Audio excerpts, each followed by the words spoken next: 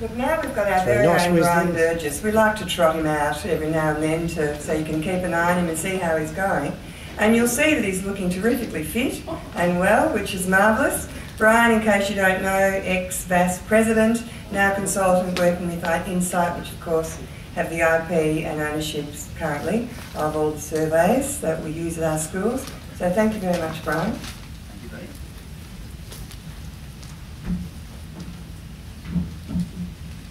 Hi guys, thanks for the opportunity to talk to you today. And we do have a thing up here, which I'll see if I can get.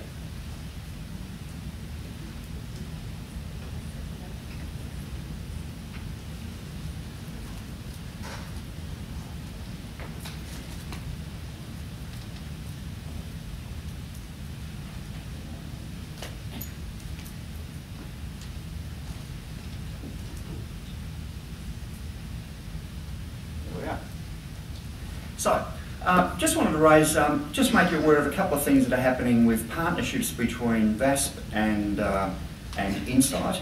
Insight are the people who do the, I'm just putting a clock on so because Bernie will yell at me if I go over my 10 minutes.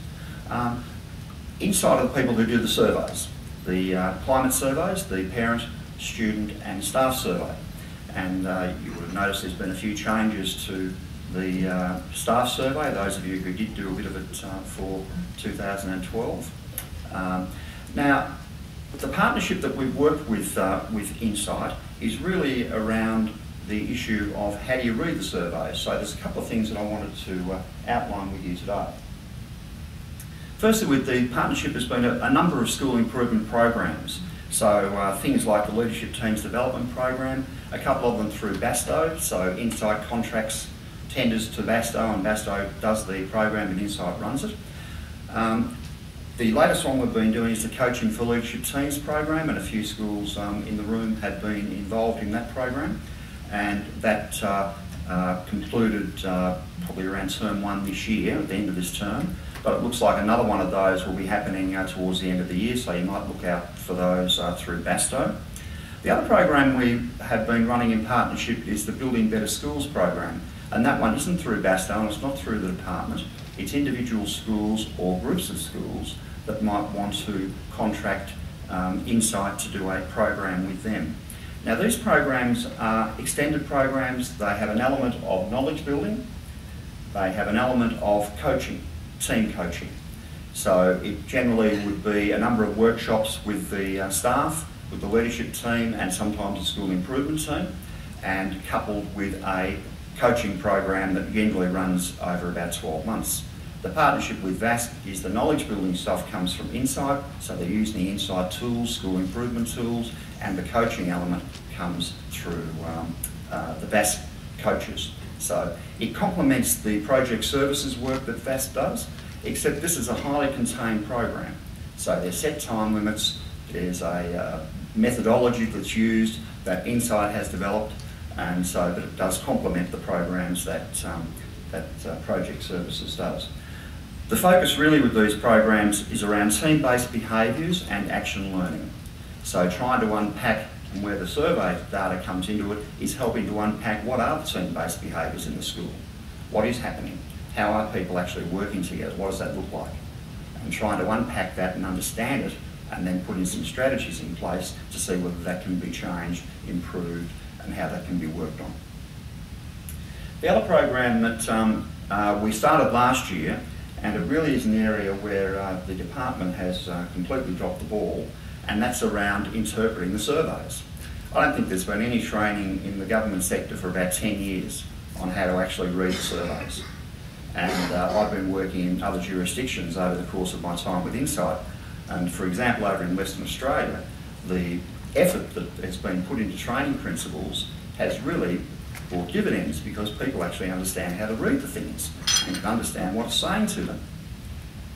In Victoria, a lot of principals, particularly been appointed in the last 10 years, really don't know how to read it. And often very incorrect conclusions are drawn by what the data is actually telling you.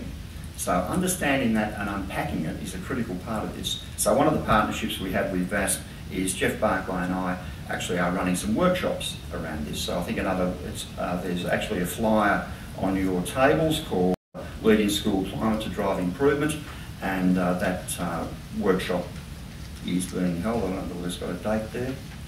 But anyway, have a look at that, and that might be something that you'd be interested in sending a school team along to see. So just a simple question for you. 3 questions. How confident are you in understanding the causes of school effectiveness? Can you use the survey data to drive improvement? And thirdly, do you understand the links to teaching and learning from what the school climate is telling you? And just to give you a bit of just a quick sort of summary of how Insight thinks about these things and how things are put together, and that is readable. We think about school climate and school culture. If you think about school culture, it's the things that are sort of the embedded stuff, and sometimes it takes a while to figure out what a school culture is. You can feel some things happening, it's hard to measure. As against the school climate is a set of behaviours.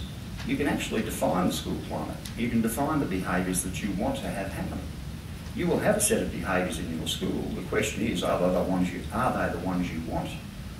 Or do you want different behaviours? And I'm talking about behaviours, for example, how teams operate.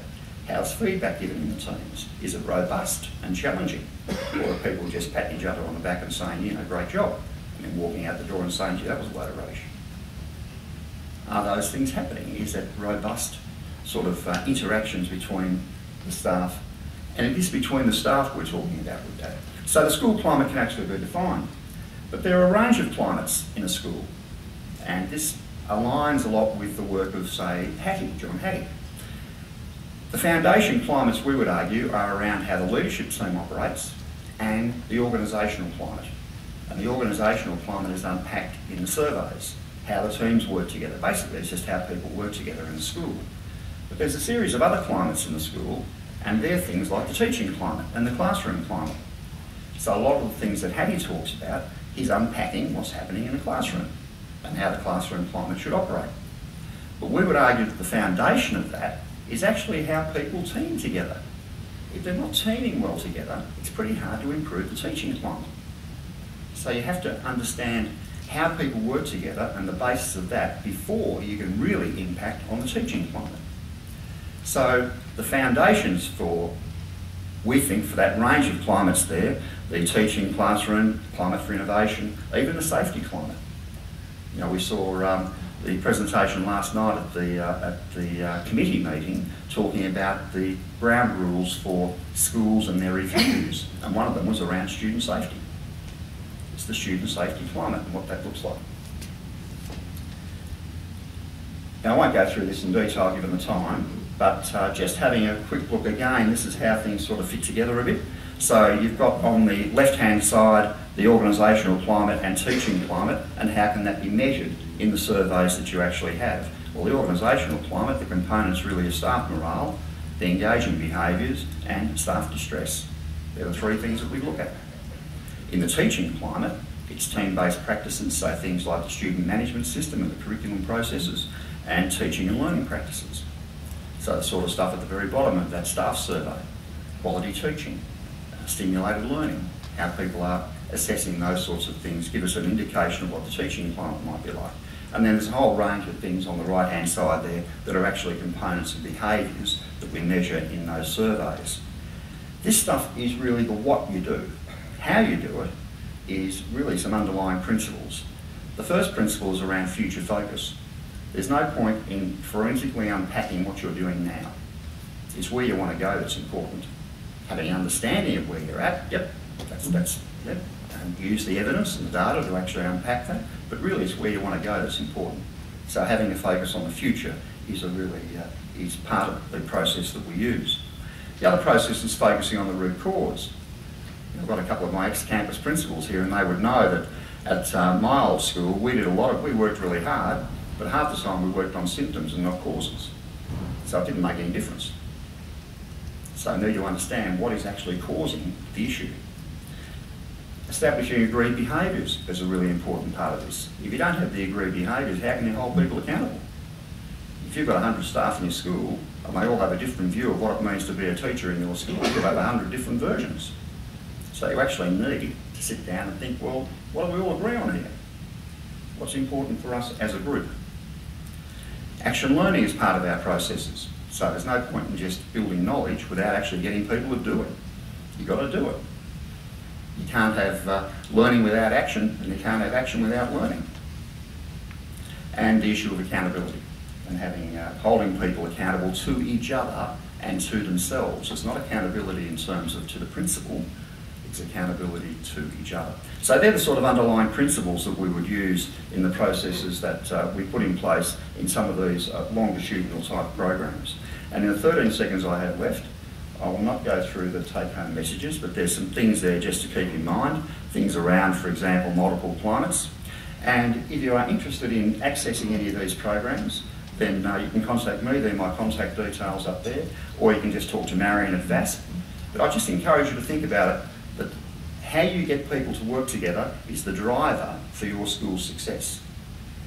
Now you can actually manage that, you can actually set behaviours that are important to you that you think should be happening in your school. If you don't do that, they'll happen anyway, and they mightn't be the behaviours that you actually want. Thank you.